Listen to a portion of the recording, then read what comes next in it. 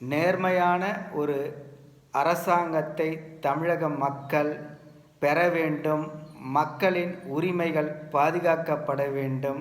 லஞ்சம் ஊழல் இல்லாத ஒரு அரசின் சேவை கிடைக்க வேண்டும் என விருப்பம் உள்ளவர்கள் என்னுடன் சேர்ந்து பயணிக்க வேண்டும் என்று கேட்டுக்கொள்கிறேன்.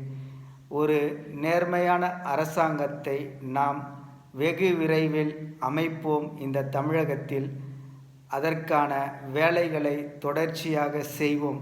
என்னிடம் பல திட்டங்கள் உள்ளன. ஒரு நேர்மையான அரசை எப்படி நிறுவுவது, நேர்மையற்ற அதிகாரிகளை எப்படி கண்டறிவது, அதற்கு நாம் மக்களை எப்படி தயார் செய்ய வேண்டும் என்ற ஒரு தெளிவான திட்டம் உள்ளது. அதை செயல்படுத்த மக்கள் என்னுடன் பயணிக்க வேண்டும்.